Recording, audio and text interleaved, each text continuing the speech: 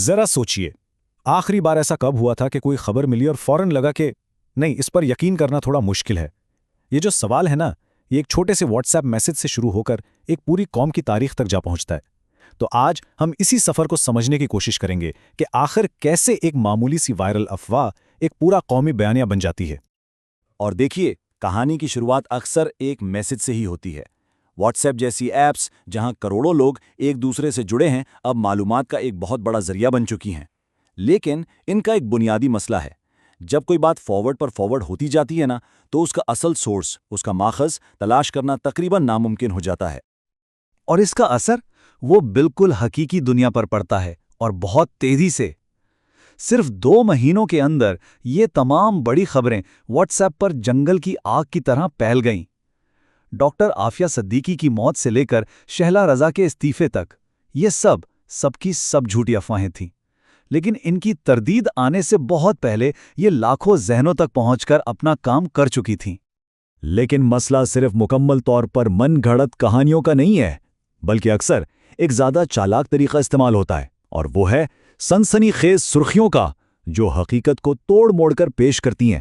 جیسے اس مثال میں، سرخی تو ایک زبردست تحقیق کا دعویٰ کر رہی ہے، لیکن مضمون کے اندر ایسا کوئی انکشاف ہے ہی نہیں۔ مقصد صرف ایک ہوتا ہے، ایک فوری جذباتی رد عمل حاصل کرنا۔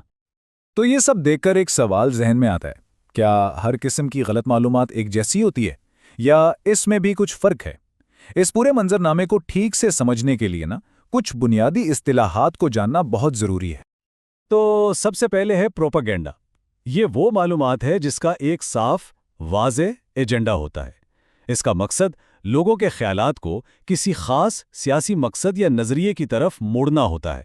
پھر آتی ہے مس انفارمیشن۔ یہ سیدھی سادی غلط معلومات ہیں جو اکثر بغیر کسی بری نیت کی پھیل جاتی ہیں، جیسے کوئی غلط فہمی میں سنی سنائی بات آگے بڑھا دے۔ یہاں دھوکہ دینے کا ارادہ نہیں ہوتا۔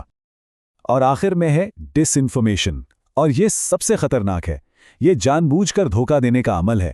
یہ وہ جھوٹ ہے جو نقصان پہنچانے، لوگوں کو گمراہ کرنے یا سچائی کو چھپانے کے لیے گھڑا اور پھیلایا جاتا ہے، جیسے سیاسی فائدے کے لیے ایک جعلی تصویر وائرل کر دینا۔ تو ان دونوں میں فرق یاد رکھنے کا ایک بہت ہی آسان طریقہ ہے، بس ایک لفظ ذہن میں رکھیں: نیت۔ سیدھی سی بات ہے، مس انفارمیشن وہ ایک غلطی ہو سکتی ہے انجانے میں، لیکن ڈس انفارمیشن وہ ہمیشہ ایک سوچا سمجھا جان بوجھ کر کیا گیا دھوکہ ہوتا ہے۔ فرق صرف اور صرف نیت کا ہے۔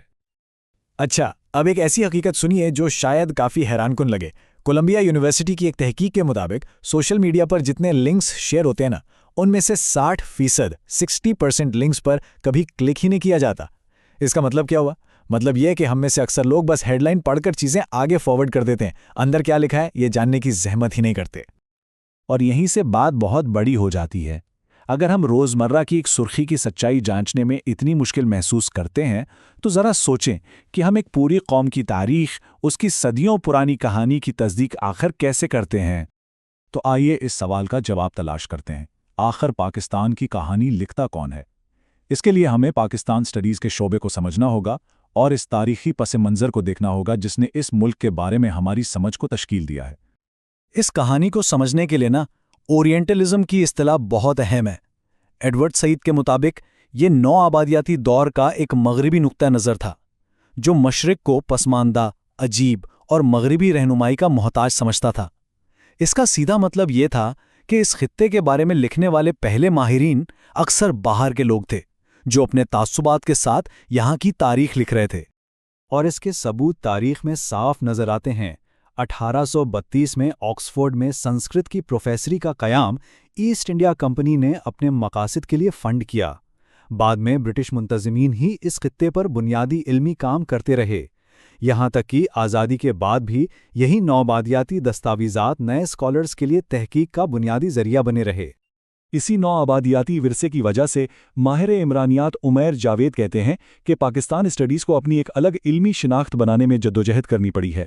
اسے اکثر صرف ساؤتھ ایشین اسٹڈیز کے وسیع شعبے کا ایک چھوٹا سا حصہ سمجھا جاتا رہا ہے۔ تو سوال یہ ہے کہ اس بیانیے کو واپس کیسے لیا جائے؟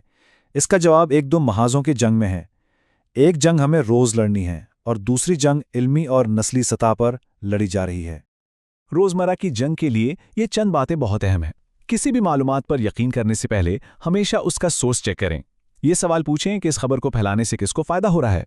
सुर्खी से आगे बढ़कर पूरी कहानी पढ़ें और सबसे अहम, कुछ भी शेयर करने से पहले एक लम्हे के लिए सोचें कि क्या ये वाकई सच हो सकता है। और अब आते हैं दूसरे महाज की तरफ, यानी तवील मुद्दती हल की तरफ। ये एक नस्ली जंग है जिसे माहिरीन तालीम की एक नई नस्ल लड़ रही है। इनका मकसद पाकिस्तान के बारे में एक मुस्तनद, मकामी और गहरी इल्मी बुनियाद तैयार करना है। और अच्छी बात यह है कि इसमें हकीकी पेशरफ्त हो भी रही है। पिछले 6 सालों में पाकिस्तान पर तकरीबन 70 नई इल्मी किताबें शाये हुई हैं और उनमें से निस्फ से ज़्यादा PhD के मकालों पर मबनी हैं। ये एक नई नस्ल के संजीदा और गहरे तहकीकी काम की वाज़े अलामत है। लेकिन आखिरी और शायद सबसे बड़ी रुकावट अभी बाकी है। इस तहकीक को वाकई नुमाइंदा और पायदार बनाने के लिए ज़रूरी है कि पाकिस्तान के अंदर मजबूत पोस्ट ग्रेजुएट और डॉक्टरेट प्रोग्राम कायम किए जाएं, ताकि मुकामी मुहक्किकीन को फ़रोग़ मिल सके। क्योंकि जैसा कि नादिर चीमा लिखते हैं, इसके बगैर एक बहुत बड़ा ख़तरा है। वो ये कि हम हमेशा खुद को दूसरों की नज़र से ही देखते रहेंगे और अपनी कहानी खुद लिखने का मौका खो देंगे। एक कौम की कहानी हर रोज़ लिखी जाती है। ये हर व्हाट्सएप फॉरवर्ड में, हर सोशल मीडिया शेयर में और हर निसाबी किताब में लिखी जा रही है। सवाल सिर्फ ये है कि आखिर में इस कहानी को लिखने वाला कलम कौन थामेगा।